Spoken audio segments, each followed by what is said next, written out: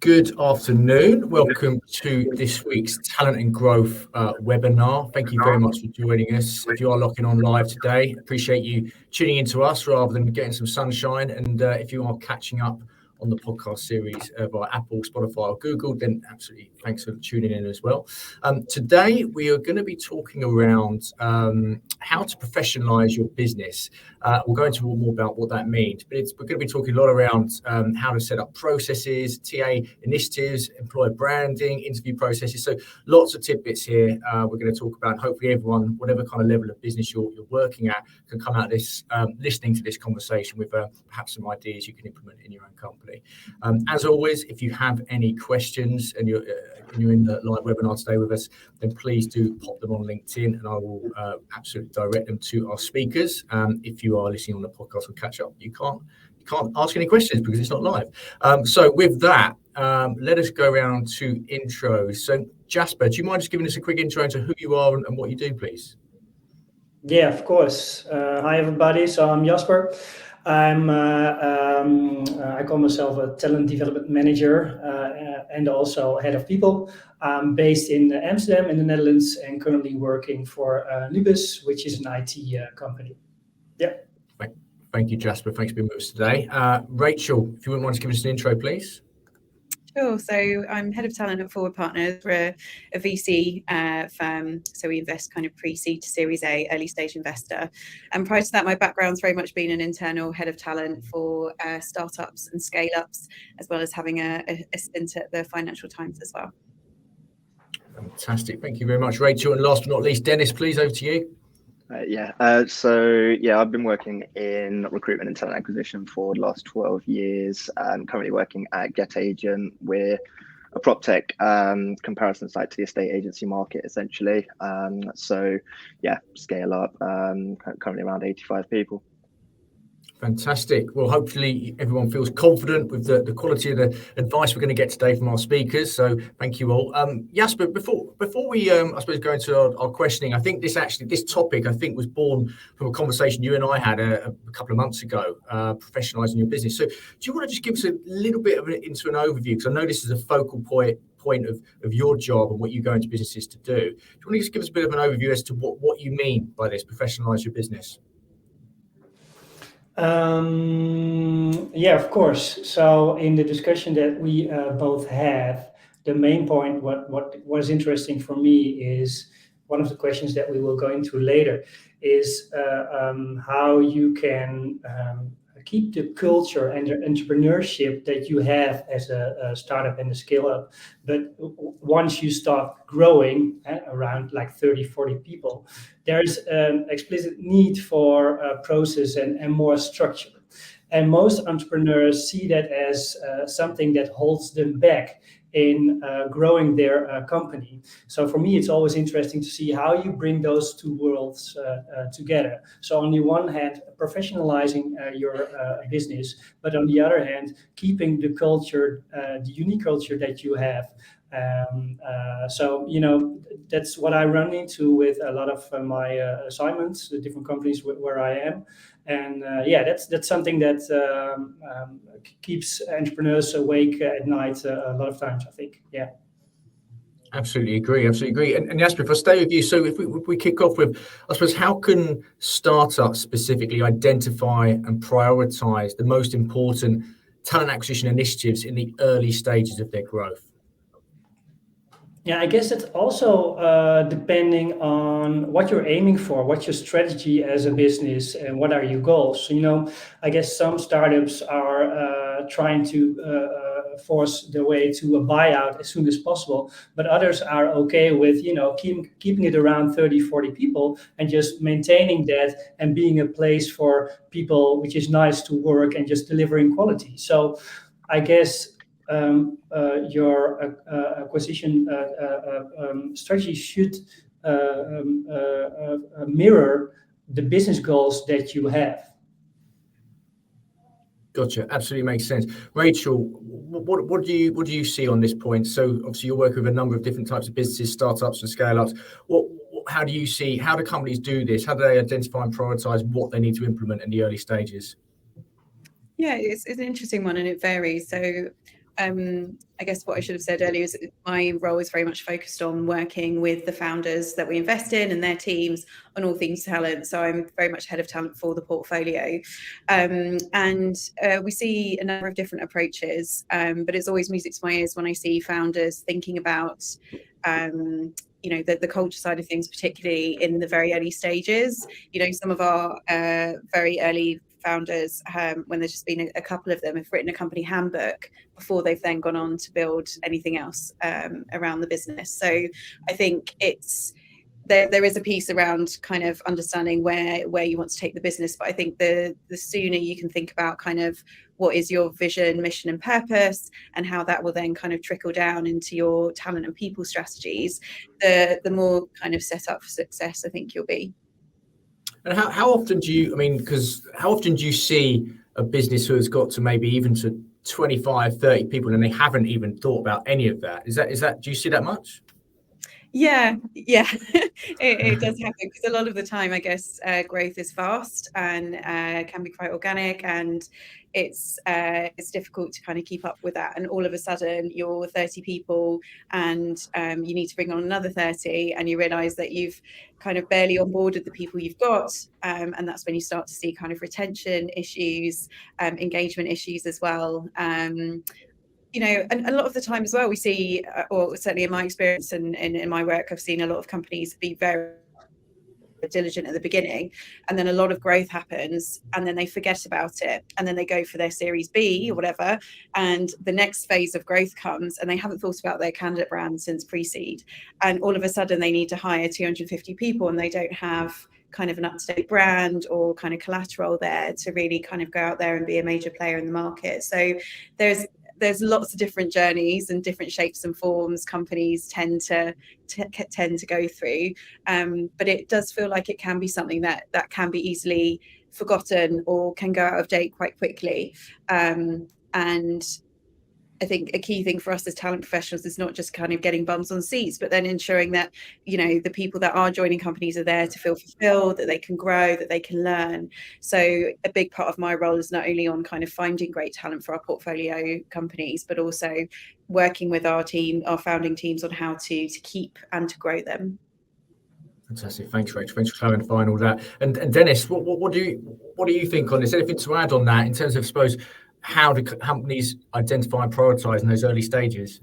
Yeah, I'd agree with that. I think it's kind of aligning the sort of recruitment retention sort of challenges to what those business goals are, as well as the kind of problems that we're currently facing. So looking at what is the purpose of your TA function? Are you there to cost save? Do you want to have greater control? Are you there to kind of create an end-to-end exceptional candidate experience? And I think once you understand the sort of purpose of why you're there, the challenges you're there to solve, you can then start working on showing that value, so delivering cost savings. Once you've done that, you can then ask for the investment from the business, because you've proven that what you've been brought in to do does work, and it can work at scale. So I think it's just about really understanding what the business needs, what you're there to do, what kind of the short-term wins are versus the longer-term wins, and then really what priority the business and yourselves put on each of those bits and pieces. I think, like Rachel said, having those longer term sort of pieces pushed back to the sort of forefront, or we'll do that next month, that can be a real kind of pitfall, because these things can take 12 months to get off the ground. So once you're at the point where you want to kick on with these things, it's already 12 months in arrears, basically. Yeah, absolutely with you. Thank you for that. And in terms, if we look at employer branding, Dennis, so from your experience, what strategies work, or maybe what strategies haven't worked as well, and how does that impact talent attraction and retention in startups specifically? Yeah, I think it's hugely important. I think we see now more than ever the best companies out there are the most visible, and it's about being in the right places, both from a kind of overall branding perspective, but also just so that you're in the same conversation as your competitors and kind of companies that you want to be seen with. So I'd say first and foremost, define your EVP. What do you want to stand for? What's the current kind of feeling within the team?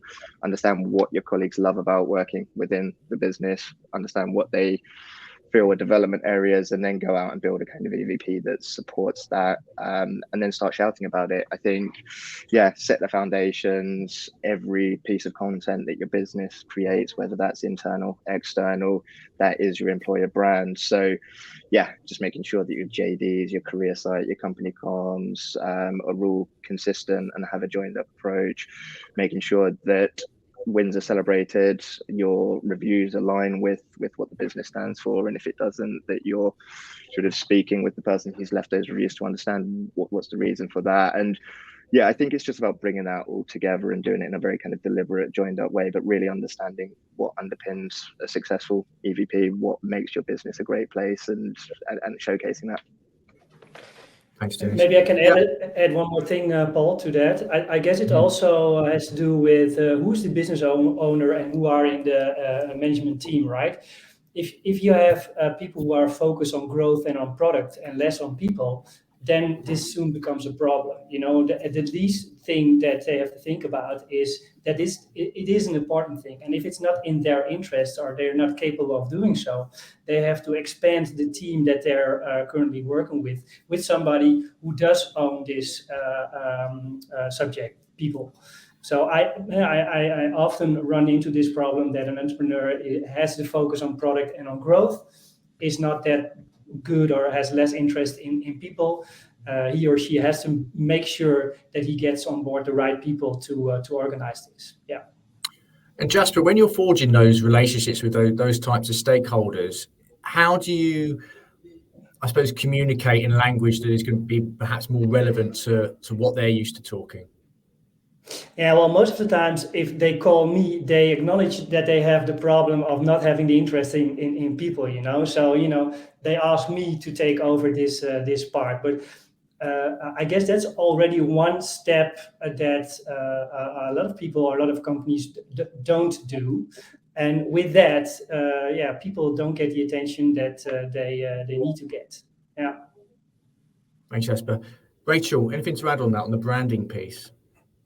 Yeah, I think there's probably just some like fundamentals that's expected nowadays from the market that previously haven't been, you know, such as around sustainability policies, corporate social responsibilities. So I think there's really high expectations out there from the market in terms of what a brand needs to portray. But particularly at the early stages, it doesn't have to be anything snazzy, expensive. I think it's about kind of, you know, culture snapshots. Often it's, you know, using your phone to take a video and do a quick fire question or interview with your CTO that might be hiring lots of engineers. Like, there's some really creative ways and tools out there that can allow you to get a brand out there without having a crazy budget to do so, and making it feel very kind of, you know, professional from day one.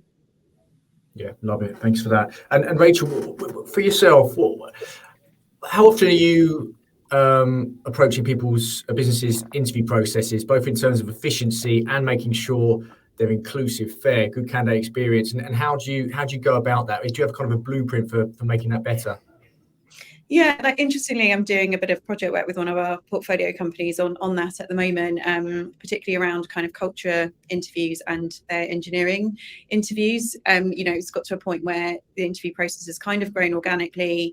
You know, a head of engineering or CTOs is kind of owned and shaped it. It's got to the point of scale now. There's a talent team, so I'm now collaborating with that talent team to get it to a point where it feels fair, inclusive, and scalable as well. And that's often one of the challenges with interview processes is it's scalable. You're often kind of hiring lots of people into a business, but then you struggle to upskill them to be interviewers. So you don't actually have enough interviewers for the candidates that you're trying to hire and bring into the business.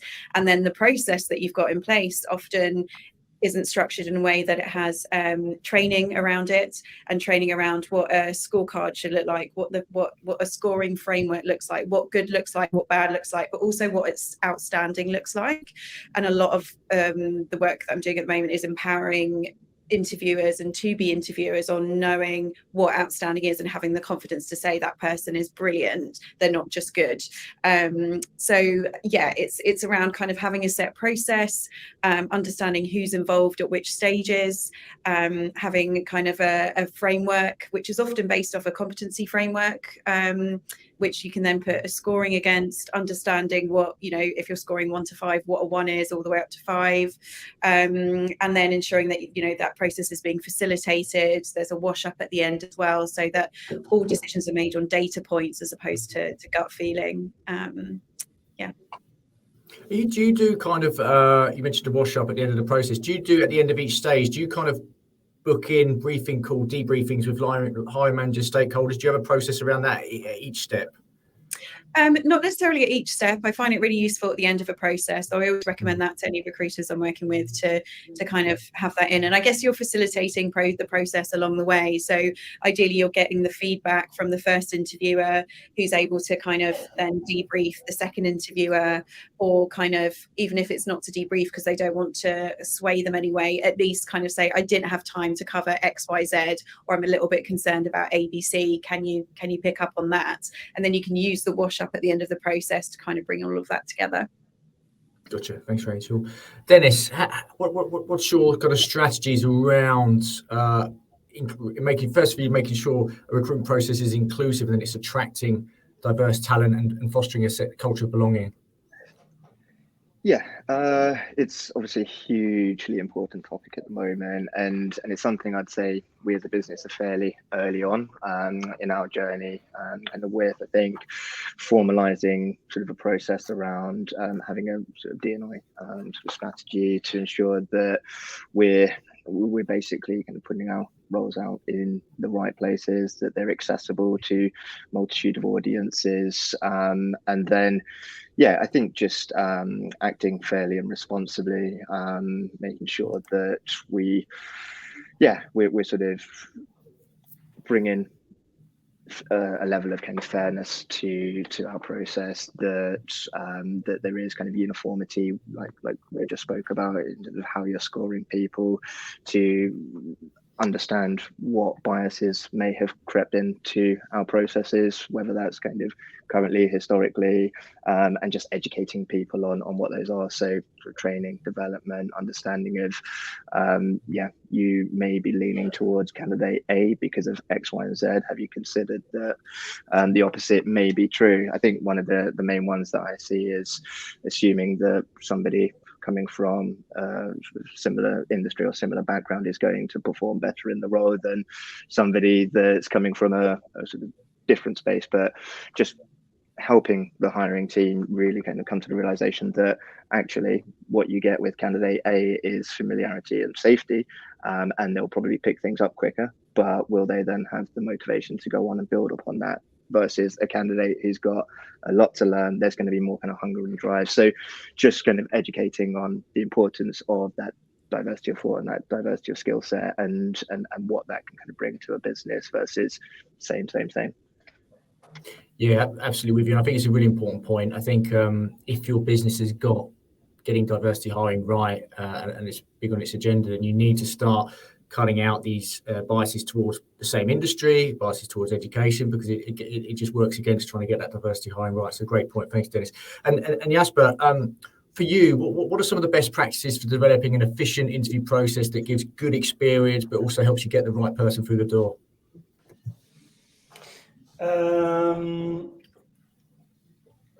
So maybe not only telling the person who's applying of how the process looks like, but also why the process is in place. You know, why did we choose to set up this process like it is? Because that already shows that you're transparent as a company, and also that you take the candidate very seriously. So I think that's one of the most important things. And also another thing, I guess, that you have to try to set up an equal playing field. You know, respect that your candidate takes time and effort in applying and talking to you. And if you can create this, you get to see the real person sitting in front of you instead of somebody who's trying to play a role that he or she thinks that will, lead to success.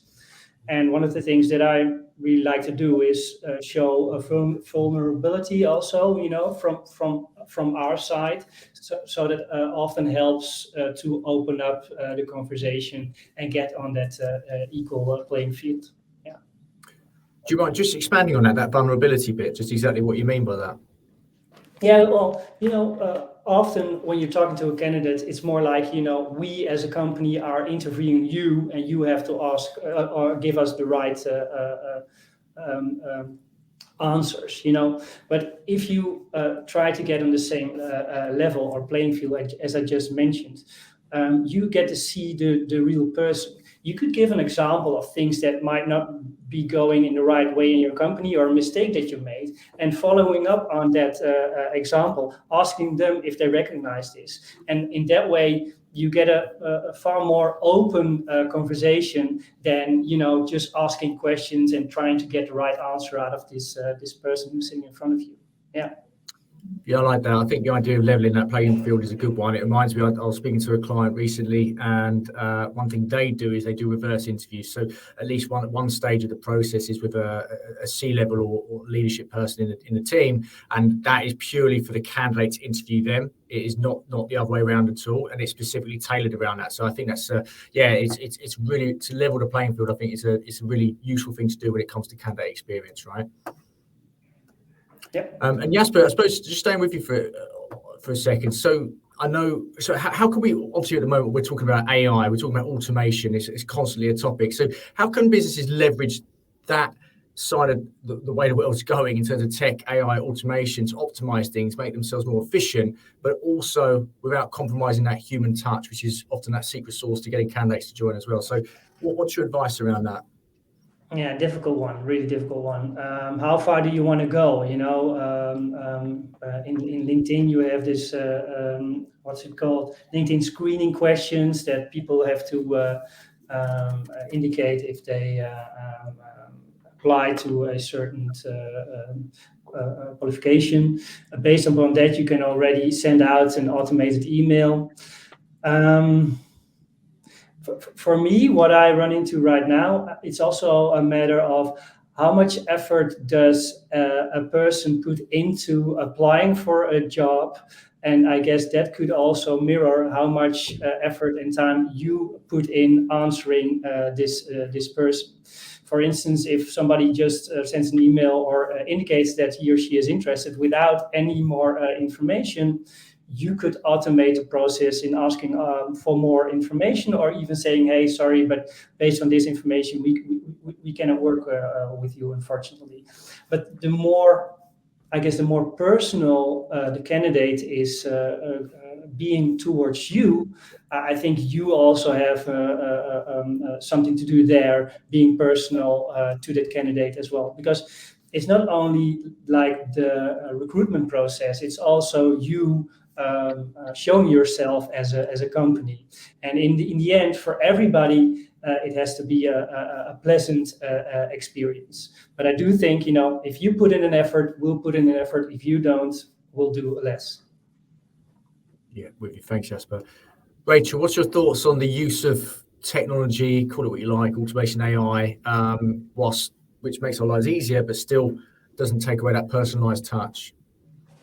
Yeah, it's an interesting one. It's an area that Forward is very interested in as well from an investment perspective. So it's big in our world at the moment from what we're talking about as a company.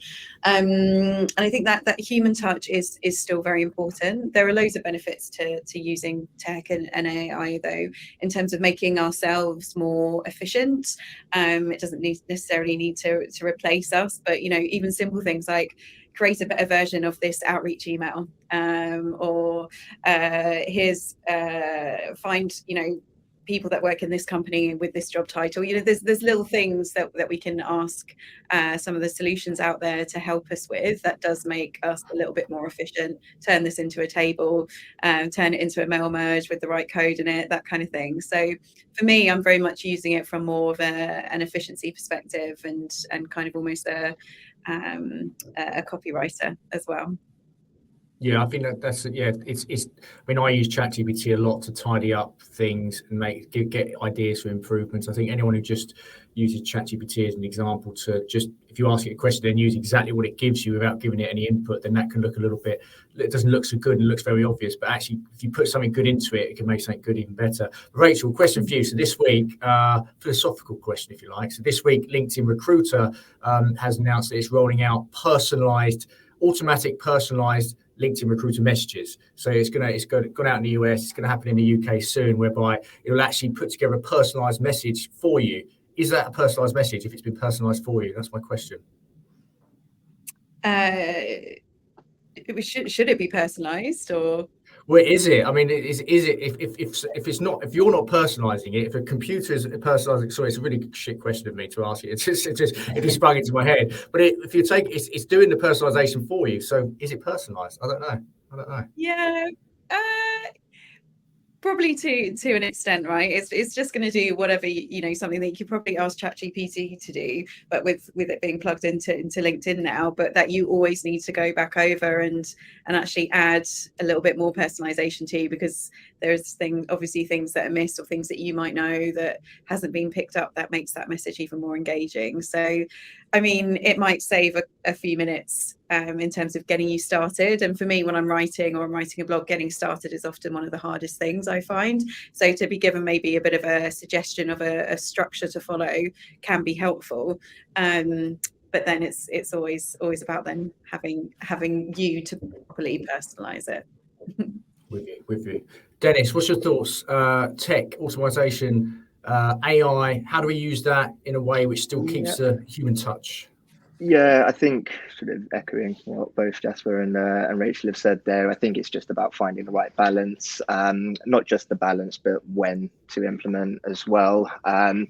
Obviously, tech can now do a huge part of the process, but it needs to be used as a tool to support your process rather than to run your process. So by all means, the kind of admin tasks, the kind of auto scheduling of interviews and whatever else, I think the first physical conversation you really need to be having in this day and age with a candidate is at TA screening side sort of stage, but anything prior to that can be automated. I think where one of the kind of pitfalls that we've seen through kind of various testing, especially with some of the more kind of volume hiring that we do, is if you try to automate too much at the early stage of a process without engaging that candidate first, without showing them that you are a real company with a real culture and that you are interested in them as a person and as a candidate rather than just as a number, you'll see huge kind of drop-offs, and the automation will have the opposite effect because it will essentially half your talent pool. So it's about choosing the right time to use technology to support what you're doing. And then sort of AI wise, pretty much exactly the same kind of use cases as everyone else, using it as your assistant, if you like. It can write content, it can tidy up messages, it can build out sort of lists that then go and help you to sort of formulate policy and all of those bits and pieces. But again, I think we're all learning how it all works, what the best use cases are, what's too much, what sounds too robotic, and all of that sort of stuff. So yeah, just finding that balance with everything, and I think that's what everyone's trying to figure out at the moment. Yeah, absolutely with you. And Dennis, we'll stay with you. So one thing I often find when I go into businesses who typically are the startup scale-ups is that they haven't really pushed employee referrals as a way to get good people into the business, and they can be so useful, particularly if you're constantly hiring for the same type of person, like a software engineer, for example. Is there anything that you've found that's worked well in terms of implementing employee referral schemes and how they can be actually encouraged and managed in a way that gets you good people? Yeah, I think this is probably a topic that's gone around the sort of TA community quite a lot in the past, and I think it all boils down to creating a culture and an environment that warrants referrals rather than incentivizing people to refer. So by all means, create a reward sort of structure around it, so that when people do refer someone who's great into the business, then they get a bit of money or whatever else it might be, some other kind of stuff to benefit or anything else. But yeah, I feel that they need to be referring people because they want to work with great people, because they want to bring other people on this journey with them, that it is a great place to work, and that they know that their friend or colleague or whoever else it might be will be looked after in the company. So yeah, I think it all starts with culture and having the ability to kind of sell that culture and then reward people for doing so. We basically, I think, look out for kind of two things. Just ensure that the sort of interview process and the screening and everything that the candidate goes through is not kind of under any preferential treatment or anything along those lines, and they still go through the exact same process, and that the referrer isn't actively involved within that sort of hiring decision. I think those are kind of key bits to just avoid conflict of interest, and then yeah, just document it, communicate it, share it, make sure that people are aware of the referral scheme. I think that's something that a lot of companies do. We build a great referral platform and then it just sits at a corner of your HRIS and someone may stumble upon it, but it's not communicated or promoted. So just that constant communication, highlighting of any kind of key roles that have sort of cropped up that are notoriously difficult to fill. We've got this role, this is the fee on it. It would be great to hear your recommendations and just engage your kind of workforce that way. Thanks, Dennis. Rachel, anything for yourself working with businesses in the nature that you do? Is the referral schemes, are they part of the blueprint for making things, getting kind of new people into engage with the companies? Yeah, it's an interesting one because I've had, I guess, I've experienced two different schools of thought when it comes to referrals. You know, in a scale-up environment that I took from kind of 60 to 600 people, referrals was a very key hiring channel for us. In other organisations that I've been in, there's almost a hesitancy because there is a worry that you're kind of hiring people that look and sound and talk and think the same, and that diversity of thought is really important. So I think if you've got the kind of what I call like the brilliant basics in place when it comes to kind of hiring, you know, you've got a fair interview process, people are empowered and trained and to kind of make the right decisions based on facts, then encouraging referrals is a great thing because it opens up a whole new channel. And yeah, like Dennis was saying, you're not kind of favouring anyone that's just because they're from your network or you've worked with them before. It's about kind of positive culture addition, not culture fit, if that makes sense. So there is a fine line there just to be kind of aware of, I guess, when it comes to referrals. Yeah, great points. Thanks, Rachel. Jasper, in your experience, how can startups identify and address potential skill gaps in their teams and develop a targeted strategy to fill those gaps? What works for you and what has worked before? Yeah, we use tooling for that. So I think there are lots of tools out there which can bring up the talent that somebody has. Once you know from everybody in your team where talent and competences sit, you can easily, I think, draw on a board. Okay, we have these roles, these competences and skills are asked for these roles. We have these people with these competences and skills, and then just draw what things you are missing. So yeah, I think that should be quite easy to do. And then that's just a matter of writing your job profile towards these gaps and highlight the skill and competencies in the profile, and maybe make it a must-have qualification in the process, and also for the motivation that they send you for applying for the job. Gotcha. Thanks, Jasper. Dennis, what works with you when you're kind of working with your stakeholders in the business? What's the best way to do it? In the sense of what sort of bringing them together and in terms of identifying and addressing those skills gaps in the team and then putting together a recruitment strategy.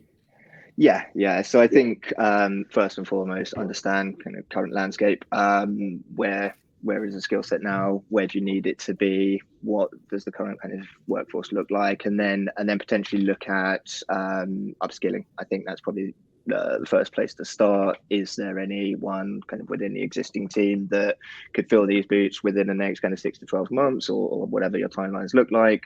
And then sort of start having those internal conversations. I think simultaneously start building a kind of picture of what the external kind of landscape looks like for that particular skill set or sort of demographic of sort of talent that you're looking for. So yeah, see what that supply is, and make a call on what you're sort of going to market for. So are you going out to market for the kind of complete product that has been doing sort of exactly what you want for the last 7 years, or are you going to hire now for someone in a year or two time is going to be sort of at the skill set level that you need?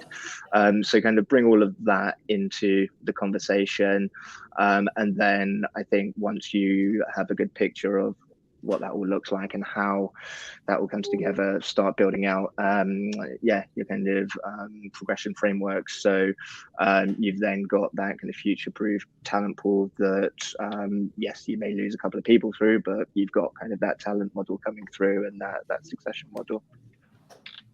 Thanks, Dennis. And of course, we focus quite a bit, my questioning, I suppose, has been focused quite a bit on talent attraction. But actually, Rachel, if we go to, I suppose, what we need to be doing to retain top people, because we know it costs a lot more to lose a good person than it is not to find a good person, if that makes sense. So what's worked for you with the business you've been working at in terms of retaining top people, and what is the competitive market? Yeah, absolutely. And you know, the 3 pillars that my team works to here is find, keep and grow talent.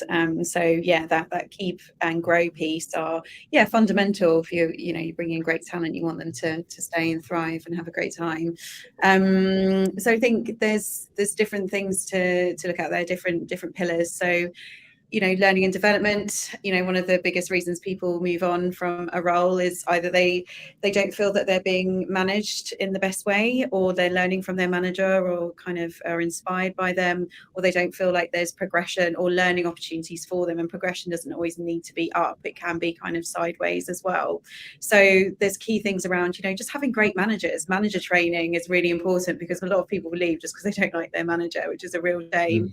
That manager needs a bit of help with something. So that coaching and management piece is very important. Having the right learning and development opportunities available, and it doesn't have to be kind of organized stuff. It could just be access to various resources or subscriptions, so people can kind of enrich their minds and where they want to excel. I think engagement and having pulse checks are quite important as well. So understanding where the noise is in the business. Engagement surveys, using the likes of Peakon or whatever is quite good for that. But if you're going to do that, then it's really important to ensure that you're acknowledging the noise once you've heard it, and you're putting an action plan together to solve those issues. Otherwise, there's a tendency for teams just to feel that they're filling out an engagement survey every month or every quarter, and nothing's really kind of coming of it. So that whole transparency piece, and particularly in the world of startups, it's about taking an existing team on a journey. And often that team that was there at the beginning, there's a very special bond there because you were there at the start. And as a business grows, we're looking at professionalising. There's, God forbid, the word policies comes into it, and it all becomes a little bit more formal, and it doesn't have to feel like you're moving away from your sense of kind of and your mission. It's about kind of evolving and iterating that vision and mission as you grow and as you need to become more organized, and just ensuring that you're kind of checking in with people on that journey, being transparent about where it's going, why certain things need to happen at this time, why that might feel a little bit like we're turning into a big company, but actually why it's really important that we have things like that in place for everyone to feel like they're getting a fair go. So yeah, lots to think about on that front. Yeah, some great points. Thanks, Rachel. And a really key point around the engagement surveys. If you are going to send them out, and I absolutely encourage every company should be doing that. For God's sake, make sure you acknowledge the responses, because you can't action everything. You can't. It's impossible. But if people don't feel listened to or feel heard, then you're going to lose engagement, and it's going to become a detrimental effort rather than a really useful one. Jasper, what for you in terms of when you're working with businesses and you're looking at, okay, how can I help this company keep the people they've got? What are the areas you tend to focus on, and what's worked well for you? Yeah, well, what Rachel said about management, that's really a fair point. I mean, if you're really talking about your gems of your company, I think continuous personal attention is key there. And those conversations should be done by people who are genuinely interested in the well-being of this person and in the development of this person. So if you have continuous conversations with this person, then you also have to take the responsibility of doing actually something which comes out of these conversation, and that is key. So I really believe, and I know it's not always possible, but because of the time you have, but I really think it's key to have this personal attention for somebody if you want to keep them on board. Yeah, and this is something which I see going wrong a lot of times, especially with scale-ups and startups. If you start building like a middle management layer of operational people who step up, and the first time that they are taking on management responsibility, they don't know how to manage or give the right attention in the right way to the people that they start managing. So it's really important that they that you learn them how to take responsibility in this, and how to have these conversations with the people that they're managing. Yeah, 100%. I think I come from a recruitment agency background, and that industry is absolutely it's well known for you make a lot of money as a biller, and then suddenly you're a manager. You're like just overnight, and you haven't learned the skills. You don't know how to handle people or treat people, or emphasize people. And absolutely, I cannot overstate how important leadership and management training is. Dennis, what for you? What's Get Agent doing well around making sure it's retaining top people? Yeah, I think the points made there were really kind of relevant. I think, especially around kind of training. When you're in a small kind of scale up, you're growing at pace, you assume a lot more responsibility than you've necessarily gained the kind of experience or done the miles for. So it's about making sure people are comfortable within their role. I think one of the things we do quite well is we bring people along on a mission. We're really transparent in terms of this is what your role is within the organization, this is what the outputs are, and this is what you're contributing to. There's kind of weekly stand-ups in terms of this is where we are as a business, this is where we are against where we need to be, this is what the market's doing. So everyone does feel kind of really bought in, and we kind of maintain that startup culture that's really kind of driving that performance. And I think you get that bit right, and then you trust your employees to go out and deliver the work that they know they have to deliver. That's half the battle, really. Some meaningful work in there, some stuff that they know is contributing to an overall growth of the company, and all of that sort of stuff. I think, they're the kind of key areas. My area is mainly on the attraction side, but I think, from what I see and what I know on the kind of more sort of people side of things, that's what fundamentally keeps people happy, and then obviously the opportunity for that progression and advancement in role. Sorry, someone just walked into my room there. So go, Rachel. Just to add to that, what Dennis was saying, I think one of the biggest links between attraction and retention is messaging and the stories that we're telling, but also just really setting expectations, and particularly for growing businesses, it's ensuring that there's a realistic expectation of what someone is stepping into in a role, and there's not a dream being sold that doesn't exist. And actually, with a growing business, the two can be quite hard to marry, and that's part of the journey. Yeah, thanks, Rachel. Thank you for that. And so, we've covered lots of interesting stuff here, and I think we've got lots of good advice. I just want to kind of put a bow on it and ask each speaker just to give an example of a success story. And I suppose actually it could be a failure story, because sometimes we learn more from those than the successes, don't we? But Rachel, if I start with yourself, could you just share a story from your experience whereby you've gone into a business, possibly a startup, that's professionalised its TA process, which has still preserved its company culture, and I suppose some of the key lessons you learned along the way? That'd be great. Yeah, so I spent a good chunk of time with a company called And Digital, who are a tech consultancy, and were very much in startup mode when I joined, and kind of grew them at pace, and also the talent acquisition team at pace as well. And I think, I was employee probably number 61, and we took it to 600 just before I went on mat leave. So there was a lot there around preserving culture, being people first, and that's what we always were. Learning first as well, whilst professionalising the business around us. And I think And has quite a unique structure which allowed them to be very successful in that. So teams were almost kind of localised into what they called clubs. So there was still, even though we were growing at pace, we were growing communities at pace. So people still very much felt kind of close to something.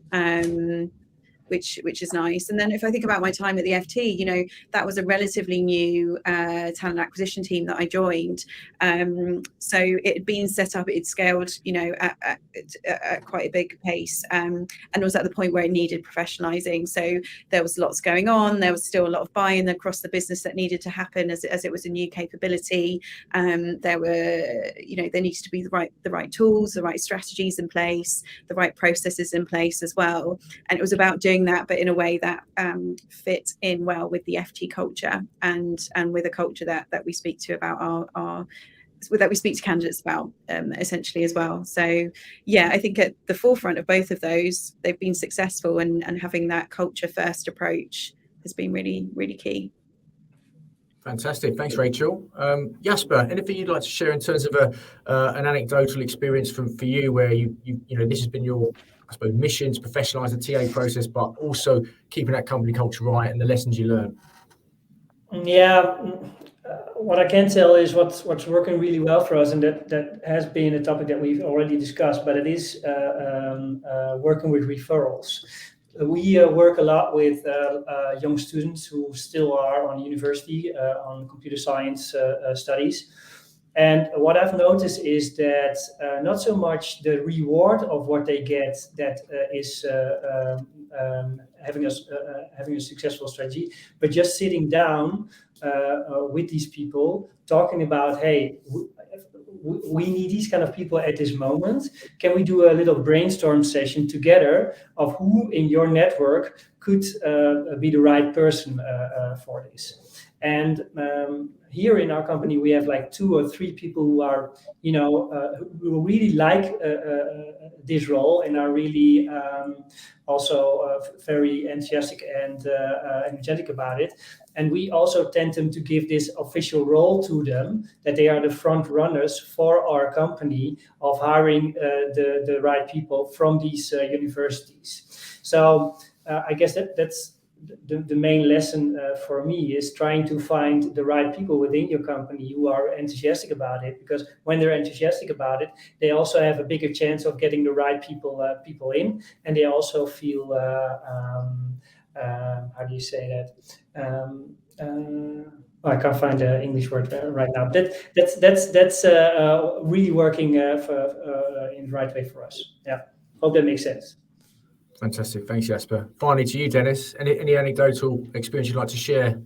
Yeah, I'd probably have to say, and we're by no means finished, but what we're kind of doing at Get Agent, I think, sort of coming in, 3xing the company, and really giving ourselves a bit of structure to what we do. I think the key learn for me is experiment and just test everything, measure everything, understand how we've got to the point where we've built a great culture. It was probably somewhat accidental, but understanding what's been great, what needs to change, and then going ahead and just communicating those changes in the right way. I'm sure we all get the exact same sort of response when we bring something new to the table, and it's like, we've always done things this way and it works. It's just about demonstrating that, yes, but there's a better way, or let's try this way. If it's not better, then we'll revert, but this is how we need to be